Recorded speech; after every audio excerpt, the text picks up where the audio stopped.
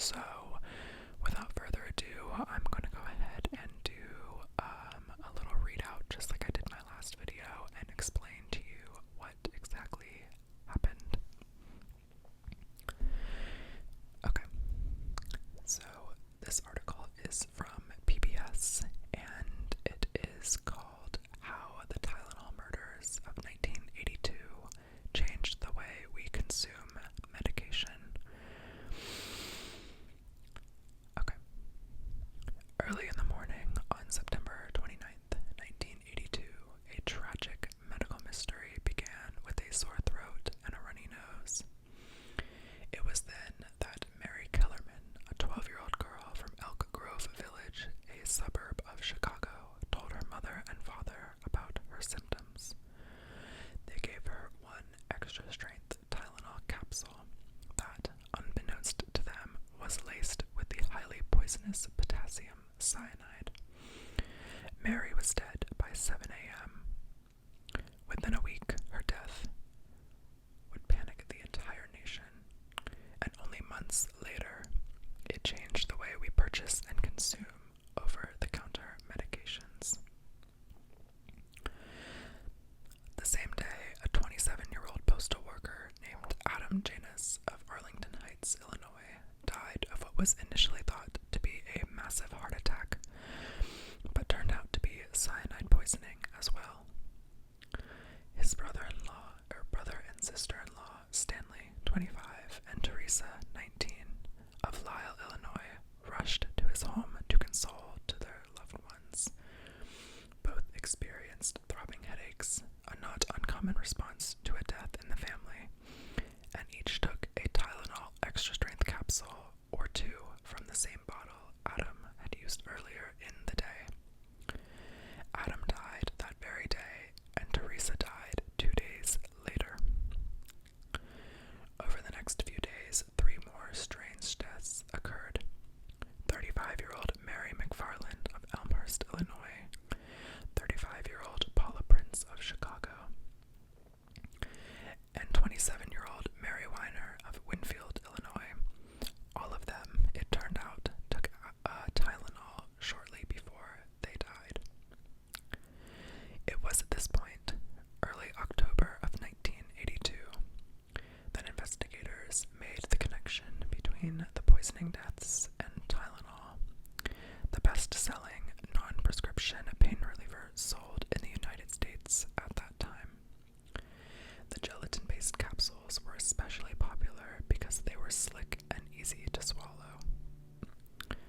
Unfortunately, each victim swallowed a Tylenol capsule laced with a lethal dose of cyanide. McNeil Consumer Products, a subsidiary of the healthcare giant Johnson & Johnson, manufactured Tylenol. To its credit, the company took an active role with the media in issuing mass warning communications and immediately calling for a massive recall of the more than 31 million bottles of Tylenol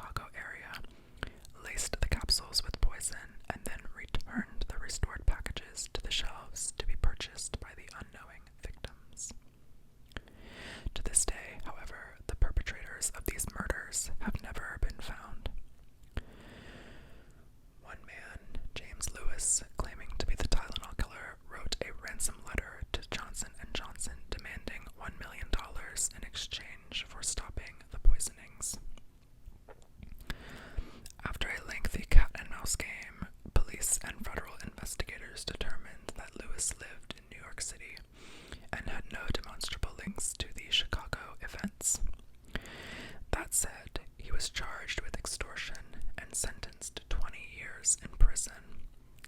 He was released in 1995 after only serving 13 years.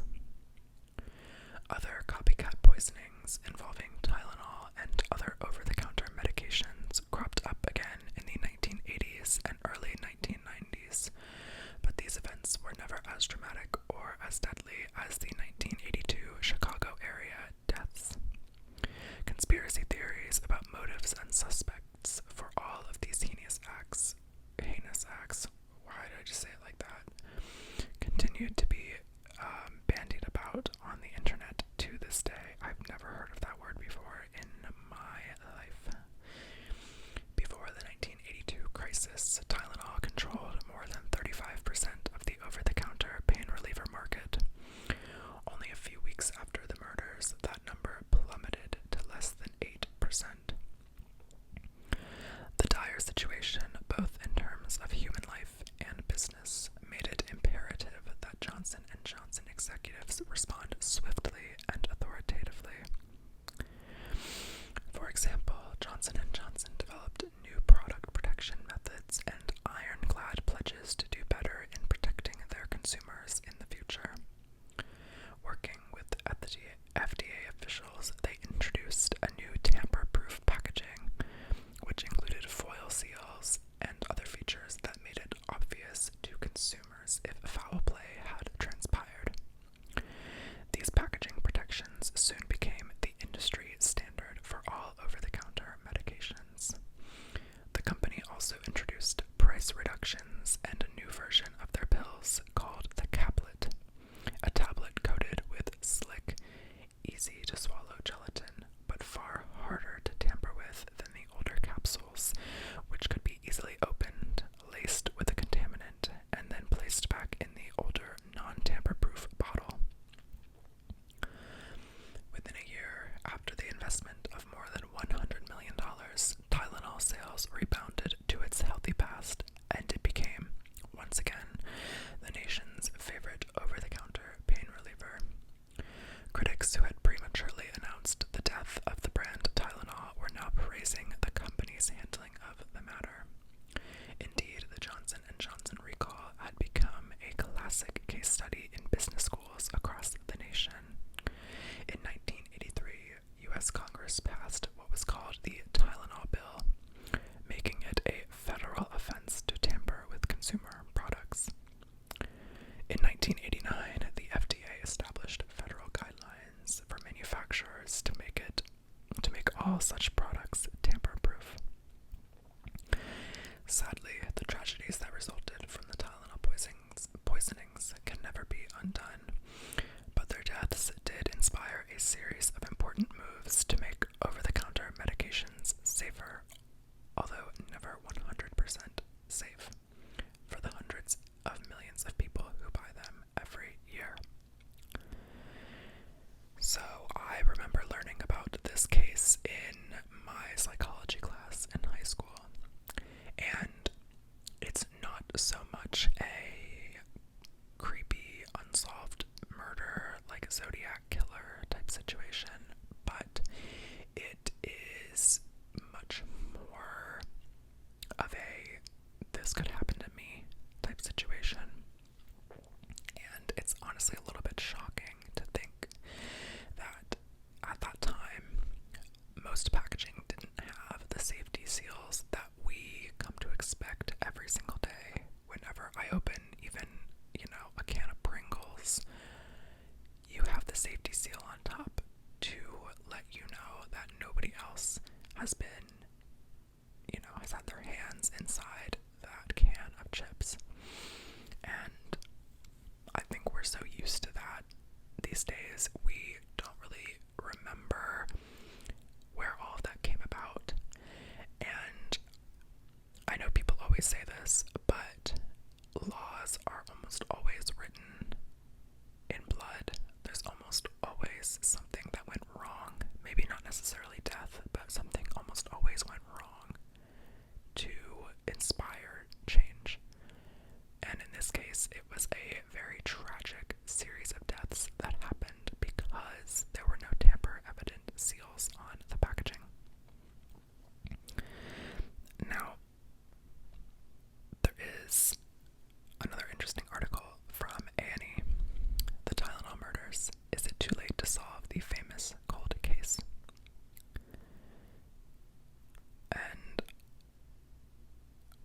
this is just, it's a really interesting opening paragraph, and I want to read it for you guys. Before she takes any type of medication, Monica Janus makes the sign of the cross, and she never takes Tylenol. That's because 36 years ago, 3 members of Janus's family died suddenly after taking Tylenol capsules, which, unbeknownst to them and the rest of the world at the time, had been filled with poison. I remember running to my mom saying, "Please don't die," and we kneeled by the bed and were praying and asking God to help our family. It was so scary. Janice, who was 10 years old at the time, tells A&E Real Crime, "I'm still scared." Someone had put cyanide inside Tylenol capsules, put them back in the bottles, and randomly placed them on store shelves across the Chicago area. We've already been over this, but 7 people, including a 12-year-old girl, unsuspectingly took the pills and died. The crime would forever change America. It gripped the nation in fear and led to changes that are part of life today. It's why there are tamper-proof seals on every medicine bottle and food product, sometimes in multiple layers. It made easy-to-open medicine capsules obsolete, replaced by unbreakable caplets. And I mentioned in my last video that I thought these would be good videos to do before Halloween because, true crime and Halloween always go kind of hand in hand. And this actually has an interesting tie-in to Halloween the same year. The crime even impacted Halloween. Ever since the Tylenol poisonings, parents have been urged to examine their children's trick-or-treat candy for anything suspicious. It all began on September 29th, 1982, when suburban Chicago 7th grader Mary Kellerman took Tylenol for a sore throat and collapsed on the floor. So, that is basically the tie-in to the other article. But at the end of that it says, because it was the pre-internet era, suburban Chicago, why did I say Chicago like that? Suburban Chicago police drove along residential streets using bullhorns to warn people, "Don't take Tylenol." In some places, they went door to door with bags collecting bottles. Announcements were made on school intercoms and on the evening news. So, I always think that's something interesting to think about. I wasn't alive in the age, or in the pre-internet era, I guess is how I can say that. But when things like this happen, it's easy now to understand exactly what's going on. There's always a ton of information that comes out when stories like this develop nowadays, but back then, this was probably quite shocking to discover in the manner that was just described. I mean, literal police officers driving down the street telling you not to take Tylenol. It's very alarming. It comes out of nowhere. It's just kind of shocking. And without the internet to easily look up what's going on, stuff like that can be extremely disturbing. So, this article also has a little bit of a section on the latest developments in the Tylenol poisonings. There hasn't been much new with the investigation, at least publicly, in more than a decade. Many witnesses and suspects are in their 70s now, or have passed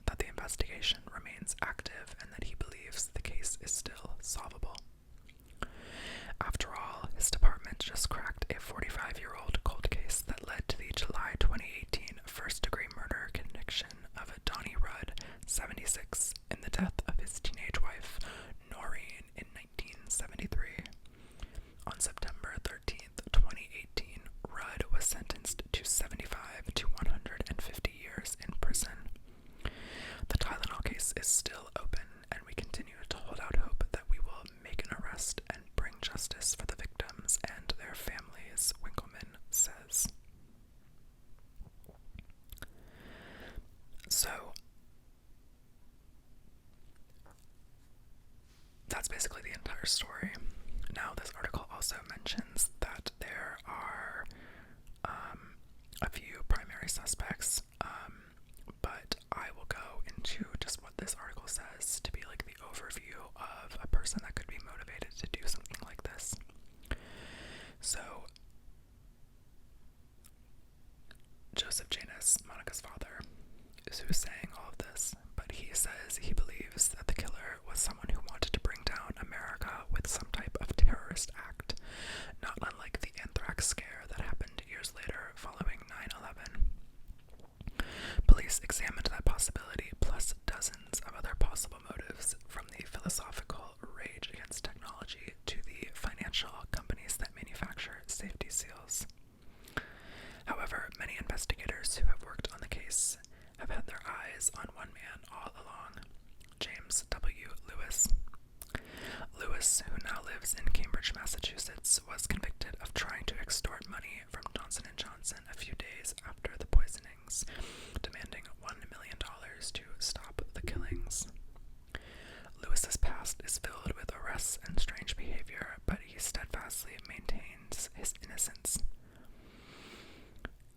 On his website, Lewis writes, "The Lewises were in New York and were not in Chicago during the murders. End of discussion. It was therefore impossible for Lewis to have committed the Tylenol murders. All discussion beyond this point are irresponsible, idle speculation." So,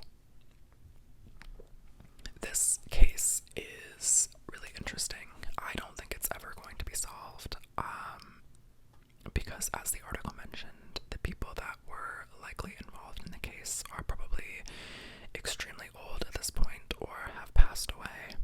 But it's interesting because something like this could happen again, and I think about this occasionally when I do see things in stores without safety seals that aren't protected. And I guess that's the moral of the story, and the moral of the story with a lot of true crime, unsolved murders, anything adjacent to that, is to be aware of the things that are happening around you. While I was researching things to talk about for this video, I was also researching the disappearance of Madeleine McCann, which is a really, really interesting case that is very sad and is also entirely unsolved at this point. But the moral of that story is to always be aware and always be on the lookout for the least expected event to happen. And that's hard to say, much easier said than done, but keeping yourself informed is crucial.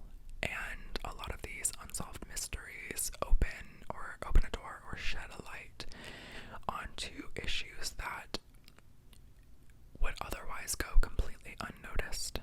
A lot of people think, talking about Madeleine McCann, that she was a victim of trafficking of some sort, and a really high-profile case like that, highlighting the issue, the global issue of trafficking, is very significant.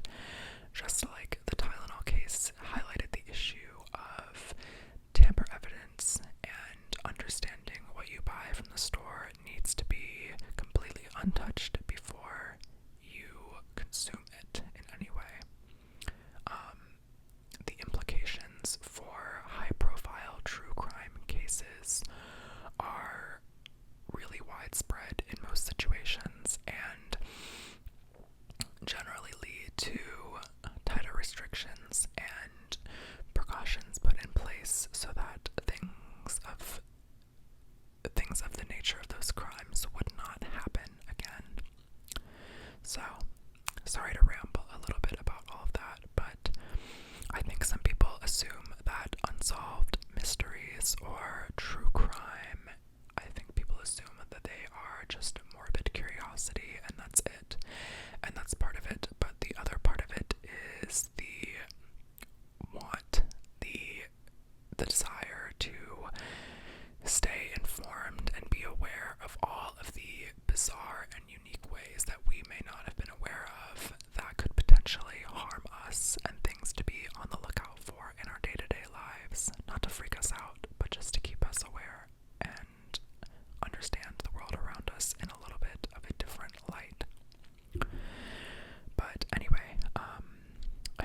guys enjoyed this video.